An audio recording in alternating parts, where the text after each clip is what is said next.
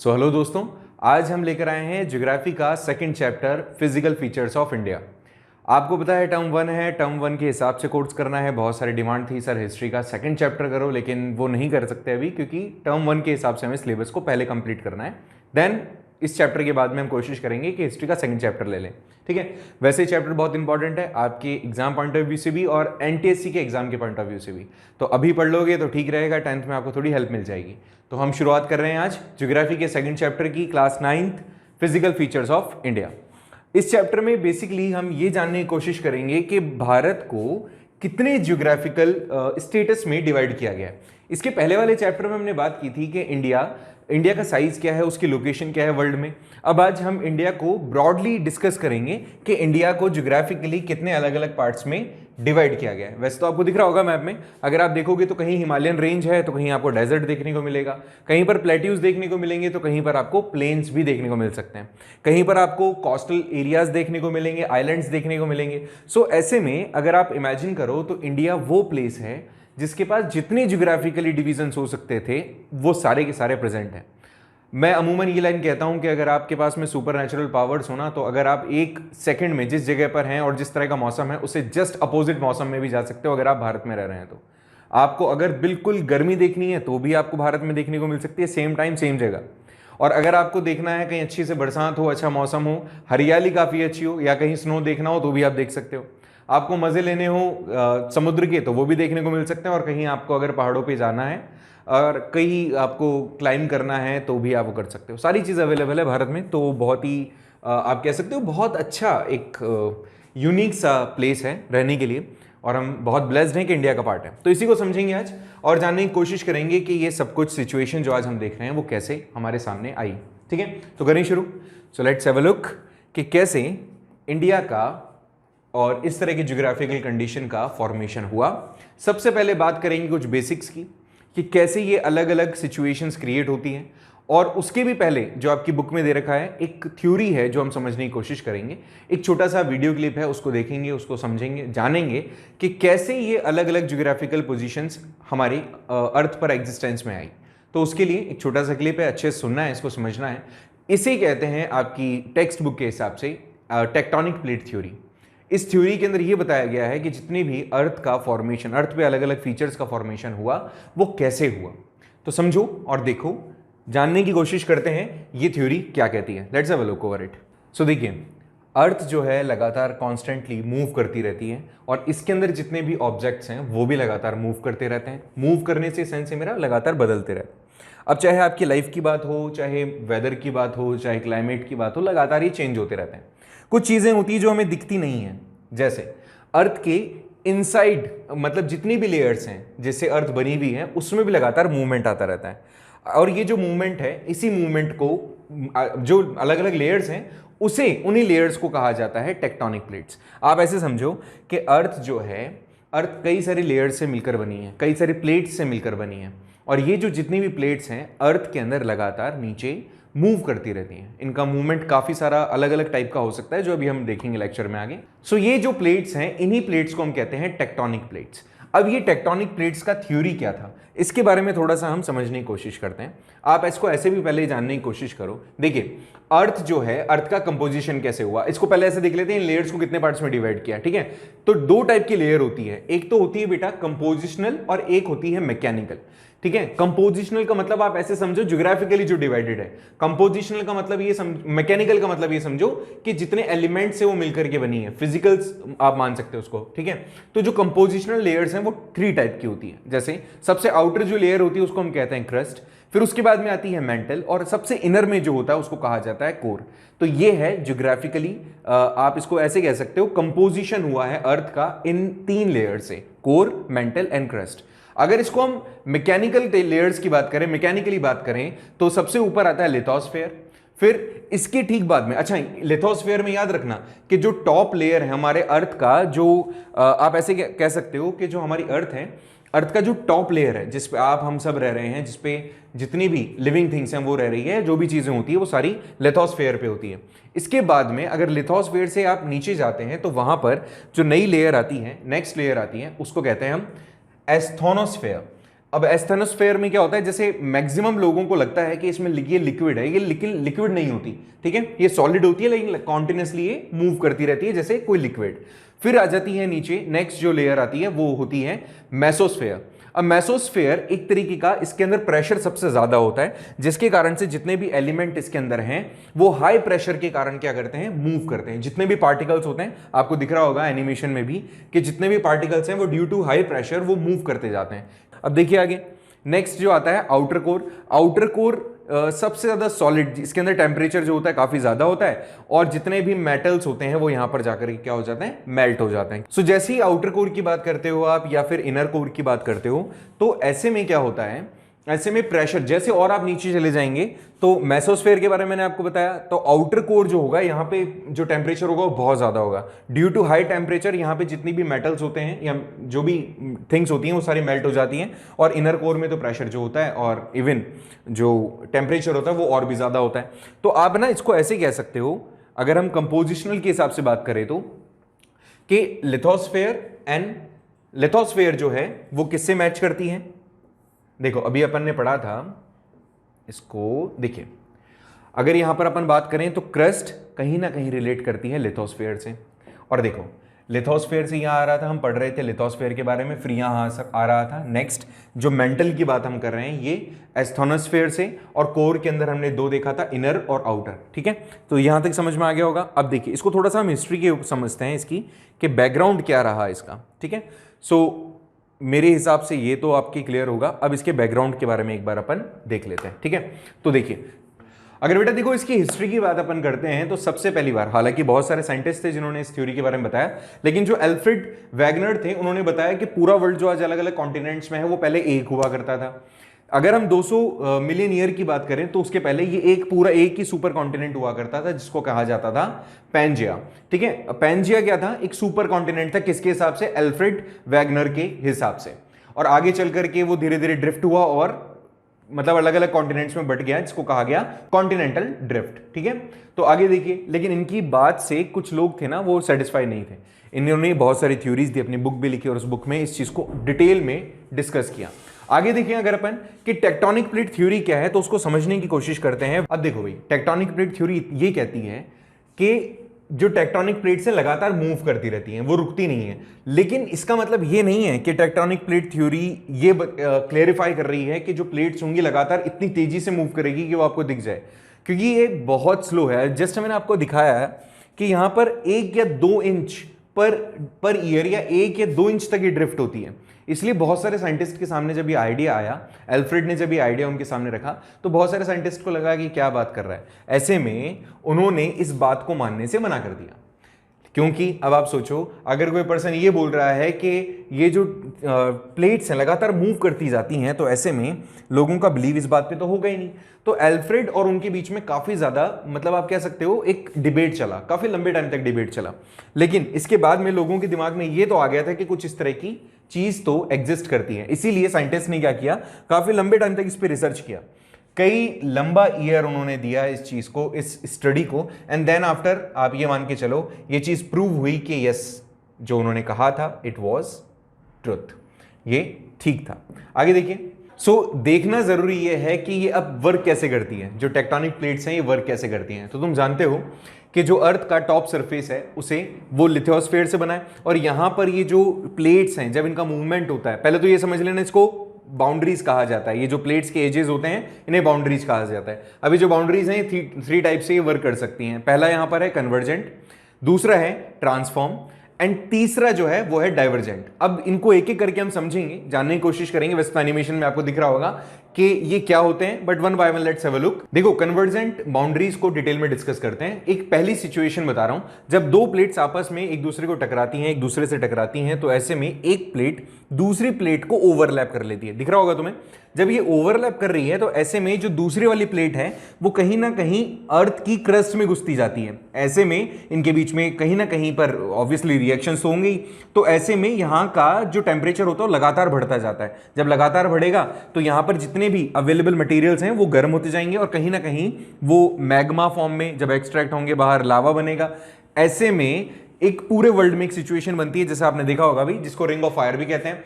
दूसरे कंडीशन के अंदर ये दोनों प्लेट्स एक दूसरे से टकराती हैं और कहीं ना कहीं माउंटेनियस शेप ले लेती हैं। पहला वाले में क्या था, एक दूसरे को ओवरलैप कर रही थी, दूसरे वाले में माउंटेनियस शेप ले रही थी।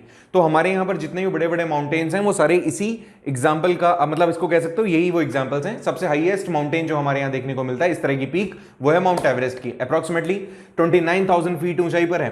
तो ये बात समझो कैसे बना होगा ये, कन्वर्जेंट बाउंड्रीज के एक दूसरे की तरफ कॉलिजन के कारण, ठीक है। तो ऐसे में जब ये कॉलिजन हो रहा होता है तो इन दोनों बाउंड्रीज के बीच में इतना प्रेशर क्रिएट होता है कि वो कहीं ना कहीं अर्थक्वेक को, मतलब एक तरीके से अर्थक्वेक को बर्थ दे देता है।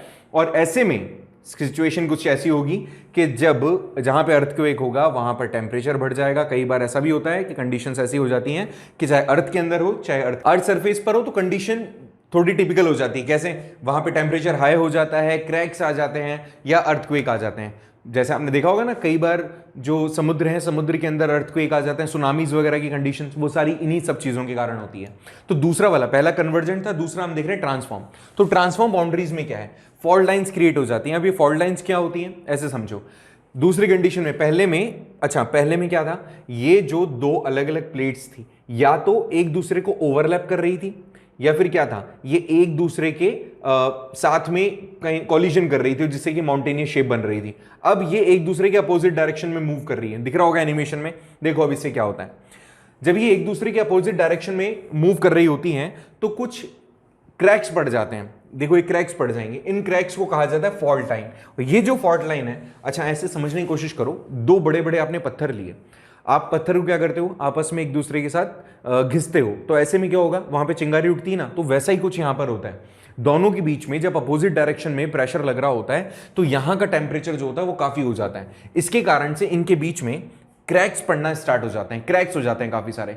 और ये जो क्रैक्स होते हैं इससे वॉल्केनो भी इरप्शन हो जाते हैं, कई बार अर्थक्वेक भी आ जाते हैं। ऐसे ही कुछ देखा गया था सैन एंड्रियास फॉल्ट के अंदर, जब नॉर्थ अमेरिकन प्लेट्स के साथ में और पैसिफिक प्लेट्स के साथ में इस तरह का कोई कॉलिजन हुआ जिसके कारण से ये फॉल्ट लाइन क्रिएट हुई। ठीक है, ये आपको याद रखना है। कौन कौन सी प्लेट्स मैंने बताई, नॉर्थ अमेरिकन प्लेट्स और दूसरी कौन सी थी, पैसिफिक प्लेट। ठीक है, तो आपको ये याद रखना है। आगे देखिए, नेक्स्ट देखेंगे इसके ऊपर। तीसरा है डाइवर्जेंट बाउंड्रीज। डाइवर्जेंट बाउंड्रीज में क्या है, जब दो अलग अलग डायरेक्शंस के अंदर ये प्लेट्स मूव करना शुरू कर दे। मैंने आपको बताया अचानक से ये चीजें नहीं होती, इट टेक्स टाइम, लेकिन कंडीशन ऐसी है, ये याद रखें आप। वैसे तो मैंने आपको शुरुआत में बताया था, अल्फ्रेड ने बताया कि ये पूरे साल में ज्यादा से ज्यादा 1 या 2 इंच मूव करती हैं, लेकिन ये काफी टाइम से चल रहा है। तो ऐसे में ये प्लेट जब दूसरे डायरेक्शन में, एक दूसरे के अपोजिट डायरेक्शन में मूव कर रही होती हैं, तो कंडीशंस क्या होती हैं, लेट्स सी।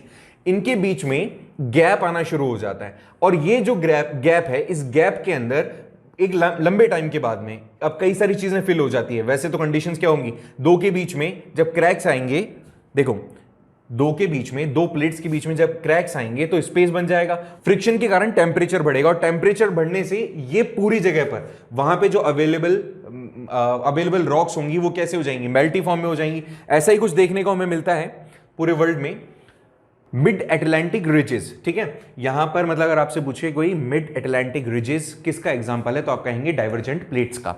ये डाइवर्जेंट प्लेट्स क्या बता रही हैं, देखो वापस से एक बार इसको समझो कि जब दो प्लेट्स के बीच में आपस में एक दूसरे के साथ में अपोजिट डायरेक्शन के अंदर मूवमेंट शुरू हो जाता है, तो ऐसे में ये जो बीच का खाली हिस्सा है, इनके बीच में जो फ्रिक्शन है वो काफी ज्यादा होता है, और फ्रिक्शन ज्यादा होने के कारण यहां अवेलेबल जितनी भी रॉक्स होती हैं वो मेल्ट हो जाती हैं। टेम्परेचर बढ़ेगा तो ऑफकोर्स मेल्ट होगी, और ऐसे में एक काफी सारा, जैसे आपको यहां पर आपने देखा अभी, काफी सारी सिचुएशंस ऐसी हैं, काफी सारी जगह ऐसी हैं जहां पे वॉल्केनो शेप ले लेते हैं, जिसको आपने क्या कहा है, मिड एटलांटिक रिजेस। ठीक है, यहां तक समझ में आ गया।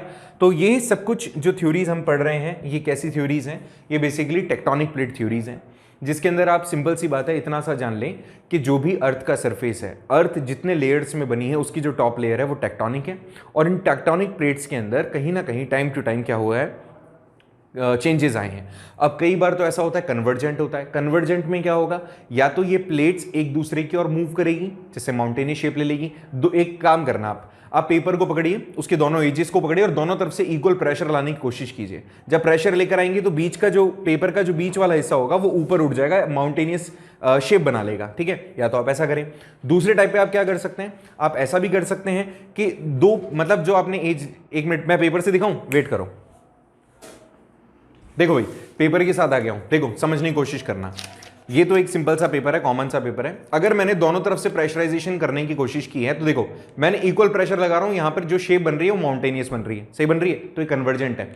ऐसे में दूसरा फॉर्म क्या होता है कन्वर्जेंट का, अगर ये दो पेपर के पीस होते एक दूसरे के साथ में मैं प्रेशराइजेशन लगाने की कोशिश करता तो क्या होता, देखो या तो इसको ओवरलैप कर जाता, जिसका प्रेशर ज्यादा होता, जिसकी तरफ से प्रेशर ज्यादा होता वो कहीं ना कहीं एक को ओवरलैप कर जाता और दूसरे को उसके नीचे, ठीक है, एक ऊपर होता और एक नीचे। जो नीचे लगातार जो लेयर होगी किसी भी रॉक की, लगातार वो प्लेट जो नीचे की तरफ जाएगी वो प्रेशर क्रिएट करती जाएगी, कहीं ना कहीं फ्रिक्शन क्रिएट होगा, फ्रिक्शन से वहां पे अवेलेबल जो रॉक होगी वो मेल्ट हो जाएगी क्योंकि वहां का जो टेम्परेचर होगा वो ज्यादा होगा। और एक टाइम ऐसा आएगा जो क्रैक क्रिएट हुआ था उस क्रैक से वो मैग्मा है वो एक्सट्रैक्ट होने लग जाएगा लावा की फॉर्म में, तो ऐसे में वहां पर कन्वर्जेंट होता है। दूसरी फॉर्म में हमने देखा था, दूसरी फॉर्म के अंदर हमने कंडीशन समझी थी जब इन दो टेक्टोनिक प्लेट्स के बीच में ट्रांसफॉर्म हो रहा था। तो ट्रांसफॉर्म में क्या था, ये जो प्लेट्स थी ये प्लेट्स एक तो इस डायरेक्शन में जा रही थी और दूसरी डायरेक्शन में, एक प्लेट इस डायरेक्शन में एक प्लेट इस डायरेक्शन में, तो इनके बीच में क्या होता है, इनके बीच में फ्रिक्शन क्रिएट होता है। अब आप कोई भी तेजी से क्या करोगे, किसी भी चीज को रगड़ोगे तो उससे में क्या होगा, हीट क्रिएट होगी, हीट से वहां पे अवेलेबल जितनी भी रॉक होगी वो मेल्ट हो जाएगी। ऐसे में और क्या होता है, ऐसे में वहां पर कई सारी चीजें क्रिएट हो जाती हैं। हमने यहां पर देखा था क्रैक्स क्रिएट होंगे और वो क्रैक्स फिर कहीं ना कहीं जो अर्थ के अंदर वॉल्केनिक कंडीशंस हैं या फिर अर्थक्वेक है वो लेकर आ जाते हैं। तीसरे में हमने डाइवर्जेंट देखा, डाइवर्जेंट में अपोजिट डायरेक्शन में, अब जब अपोजिट डायरेक्शन में है तो ये वाला जो एरिया होगा वो टूटने लगेगा, फटने लगेगा, उससे क्रैक्स बन जाएंगे, जिसके अंदर अभी लेटेस्ट हमने मिड अटलांटिक जो रिजेस देखे वो इसका एग्जाम्पल है, बहुत अच्छा। तो ये सारी जो थ्योरीज थी कहीं ना कहीं आपको मेरे हिसाब से समझ में आ गई होगी। देखो वर्ल्ड में ऐसी बहुत सारी प्लेट्स हैं अलग अलग जगह पर, अगर ऐसे समझना चाहें आप तो यहाँ पे नॉर्थ अमेरिकन प्लेट है, यहाँ पर डिफरेंट काइंड ऑफ प्लेट्स हैं जो किसके कारण बनी है, इन्हीं सब चीज़ों के कारण। अगर मैं आपको बताऊं और अगर मैं एल्फ्रेड की बात करूं तो उन्होंने क्या कहा, उन्होंने तो बहुत पहले बता दिया, उन्होंने कहा भैया कि ये जो कंडीशंस आज आप देख रहे हो ये कंडीशन पहले ऐसी नहीं थी। ये कैसी थी, ये एक पूरा सुपर कॉन्टिनेंट हुआ करता था जिसको हम क्या कहते थे, पैंजिया। तो एल्फ्रेड ने तो बहुत पहले बता दिया था और आज की कंडीशन बिल्कुल उसी को कहीं ना कहीं डिनोट कर रही है। तो देखो आपको अगर पता हो, अभी मैं पढ़ाऊंगा आपको, ये वाला जैसे यहां पर अपना इंडिया देख लो, अब आप यहां पर जो इंडिया आप देख रहे हो, चाहे इसको देख लो, चाहे ऑस्ट्रिया को देख लो, चाहे अफ्रीका को देख लो या यूरेशियन प्लेट्स को देख लो, तो इन प्लेट्स के अंदर कहीं ना कहीं या तो कभी कन्वर्जेंट हुआ है टेक्टोनिक प्लेट्स के थ्रू, मतलब टेक्टोनिक प्लेट्स में या तो कन्वर्जेंट हुआ है या ट्रांसफॉर्म हुआ है, या फिर ये लोग डाइवर्जेंट के कारण ही इस तरह का शेप लेके बैठे हुए हैं। नहीं तो पहले तो यही की होते थे, पैंजिया होता था। अब देखो भैया आगे क्या है, अब हम बात करेंगे नेक्स्ट फॉर्मेशन ऑफ हिमालयाज की। फॉर्मेशन ऑफ हिमालयाज में सबसे पहले जो चीज समझने वाली है वो ये है कि हिमालय का फॉर्मेशन कैसे हुआ। ये बात तो तुम अब जान चुके हो कि ये जो प्लेट्स होती हैं इन प्लेट्स में कहीं ना कोई कॉलिजन होता है या फिर कहीं ना कहीं ये लोग ये प्लेट्स जो होती हैं अलग हो जाती हैं। तो ये तुम जानते हो कि कभी माउंटेन कब बनेगा, तो ऑफ कोर्स दो प्लेट्स जब आपस में एक दूसरे की तरफ बढ़ती जाएंगी और लगातार प्रेशर क्रिएट करती जाएंगी तो ये जो रॉक वाला हिस्सा होगा ये ऊपर उठ जाएगा। तो ऐसा ही हुआ हिमालयन माउंटेन्स के साथ में भी। Approximately 220 million year ago India एक पार्ट हुआ करता था सुपर कॉन्टिनेंट का जिसको गोंडवाना कहा जाता था। अभी हमने पैंजिया देखा, लेकिन अगर इसको मैं बात करूं, अगर इसको मैं बांट दूं टुकड़ों में तो वो है गोंडवाना लैंड। तो इसके अंदर इसका एक जो बहुत बड़ा हिस्सा था, आज अगर एट प्रेजेंट गोंडवाना लैंड के कितने पार्ट्स में डिवाइडेड है, तो एट प्रेजेंट वो साउथ अमेरिका में, अफ्रीका में, ऑस्ट्रेलिया में एंड एंटार्क्टिका में, इन जगह पर ये जो जमीनें हैं ये गोंडवाना लैंड की है। इसके अंदर आप ये भी समझ सकते हो कि ये जो लोकेटेड है, इट वाज लोकेटेड इन, ये जो लोकेटेड था वो कहां था, सदर्न हेमिस्फीयर में। पहले ये कहां पे था, सदर्न हेमिस्फीयर में, और जो नॉर्दर्न हेमिस्फीयर में था उसको अंगारा लैंड कहा जाता था। अगर मैं थोड़ा सा इसको बताऊं तो इस तरह की सिचुएशन थी, ये अंगारा हुआ करता था, ये गोंडवाना हुआ करता था, ठीक है। तो ये तो था गोंडवाना, ये था अंगारा। तो दो ये ग्रुप हुआ करते थे, गोंडवाना एंड अंगारा। तो यहां पर इसने कहा कि एट प्रेजेंट अगर आपको देखना है तो ये अब डिवाइड हुआ ड्यू टू टेक्टोनिक प्लेट्स का जो फॉर्मेशन हुआ, उनके अंदर जो प्रोसेस होता है उसके कारण से। लेकिन आज आप अगर देखना चाहें तो ऑस्ट्रेलिया, अफ्रीका, एंटार्क्टिका और साउथ अमेरिका इसी का पार्ट हुआ करते हैं, ये जो कन्विक्शन इन करंट्स के अंदर आए जब मेंटल स्ट्रक्चर में, तो ये छोटे छोटे पीसेस में टूट गया।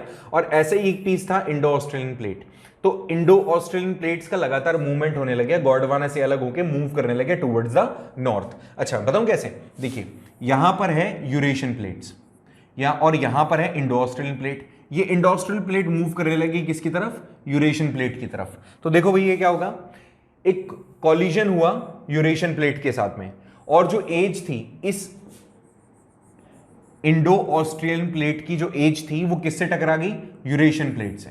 और जब ये यूरेशियन प्लेट से टकराई तो क्या हुआ, वहां पे ऑब्वियसली जब अगर क्लैश हो रहा है तो अप तो हो गई है, तो माउंटेनियस रेंज बन गई। तो देखो भाई क्या हुआ, इस तरह का कॉलिजन जो था उसने सेडिमेंट्री रॉक्स का एक, आप कह सकते हो काफी बड़ा एक फॉर्मेशन क्रिएट किया माउंटेन का, जिसको आप फोल्ड माउंटेन भी कहते हो। अच्छा फोल्ड माउंटेन का मतलब क्या होगा, अभी जैसे मैंने पेपर का पीस पकड़ा था और दोनों तरफ से प्रेशर लगा रहा था, तो ये समझ लो ये है यूरेशियन प्लेट और ये है आपकी इंडो ऑस्ट्रेलियन प्लेट। जब इनके बीच में कॉलिजन हुआ एक तरीके से, जब ये टकराए तो ये फोल्ड होते गए, और जब फोल्ड हुए तो इस तरह का शेप इन्होंने ले लिया। तो इसको क्या कहा जाएगा बेटा, इसको कहा जाएगा फोल्ड माउंटेन्स। तो ऐसे में हिमालयन माउंटेन्स का फॉर्मेशन होता है। समझ में आ गया हिमालयन माउंटेन का फॉर्मेशन कैसे, भैया एक प्लेट ये है, इसको कहा गया इंडो ऑस्ट्रियन प्लेट, और एक प्लेट ये थी यूरेशियन प्लेट। जब ये इसका और इसका कॉलिजन हुआ तो ऐसे में यहां का जो हिस्सा था ये उठ गया, और आज जो आप हिमालयास देखते हो वो इसी तरीके से बने हुए हैं। ऐसे ही एक और टॉपिक आ जाता है कि नॉर्दर्न प्लेन्स का फॉर्मेशन कैसे हुआ। तो आप तुम जानते होंगे कि नॉर्दर्न प्लेन्स, जब हिमालय माउंटेन था वो जो अपलिफ्ट हो जाता है, तो uplift out the Tethys sea and subsidence of the northern flanks of peninsular plateau resulted in a formation of large basin. So देखो भाई इसको समझने की कोशिश करो कि जो टेथिस सी है, टेथिस सी से क्या हुआ, हिमालयन माउंटेन अपलिफ्ट हुआ। तुम जानते हो कि हिमालयन माउंटेन का जो फॉर्मेशन हुआ था वो कैसे हुआ था, जब इंडो ऑस्ट्रेलियन प्लेट और किसके बीच में कॉलिजन हुआ, यूरेशियन प्लेट के बीच में। जब ये टकराई तो जब ये जहां से टकराई थी उस एरिया के पास, वहां पर क्या था, पहले टेथिस सी था। तो ऐसे में क्या होता है, हिमालयन माउंटेन अपलिफ्ट हो जाता है। साथ ही साथ जो वहां पर पेनिनसुलर प्लेट्यू है उसका नॉर्दर्न फ्लिंक है, इन दोनों के साथ में होने से ऐसे समझ लो इसको, इस तरह का एरिया, ठीक है ऐसा। तो ऐसे में क्या हुआ, एक बहुत बड़ा बेसिन क्रिएट हो गया। और इस बेसिन में क्या होता है, मतलब आप ऐसे कह सकते हो जिसको पानी होल्ड करने की कैपेसिटी जिसमें हो, तो वो बेसिन क्रिएट हो गया। क्लास 9 में पढ़ा है आपने, नहीं पढ़ा है तो आगे बताऊंगा आपको मैं, देखते चलो। बेसिन क्रिएट हुआ, अब धीरे धीरे जैसे जैसे टाइम बीता वैसे वैसे रिवर वहां से ऑब्वियसली फ्लो करेगी। अगर माउंटेन पे बरसात हो रही है तो पानी कहां पर जाएगी, नीचे की ओर। अब पानी नीचे की ओर बह रहा है तो अपने साथ में कई सारी चीजें लेके जाएगा, कई सारी चीजें वहां पर डिपॉजिट होती जाएगी। आपने प्रीवियस वाले चैप्टर में देखा होगा भांगर एंड खादर। तो ऐसे में एक बहुत बड़ा, बहुत फ्लैट लंबा एक एरिया एक्सटेंड होता गया, जिसपे अलूवियल सॉइल डिपॉजिट होती गई, और इस अलूवियल सॉइल के कारण से वो जो एरिया है वो बहुत ही ज्यादा फर्टाइल हो गया, जिसको आज हम नॉर्दर्न प्लेन्स कहते हैं। अभी जब मैं नॉर्दर्न प्लेन्स आपको इंडिविजुअली पढ़ाऊंगा तब आप इसको और अच्छे से जान जाएंगे, समझ जाएंगे। अभी तो ये केवल एक शुरुआत है जिसमें हमने हिमालयन माउंटेन का फॉर्मेशन और नॉर्दर्न प्लेन्स के बारे में समझा कि नॉर्दर्न प्लेन्स बने कैसे। इंडिविजुअली हिमालयन माउंटेन को हम कल शुरू करेंगे, जिसमें हम हिमालयन माउंटेन के बारे में डिटेल में डिस्कस करेंगे। उसके बाद में फिर धीरे धीरे जितने भी और दूसरे एलिमेंट्स हैं, जितने फैक्टर्स हैं, उनको भी पढ़ेंगे। तब तक के लिए आपका टास्क इतना सही है, इस वाले लेक्चर को अच्छे से समझें, देखें, डाउट आए तो पूछें। आपको अगर कोई भी प्रॉब्लम आती है तो आपको बताना है, पूछना है, ठीक है। तो मिलते हैं नेक्स्ट लेक्चर में, डिस्कस करेंगे इसके आगे। Thank you so much for joining the class.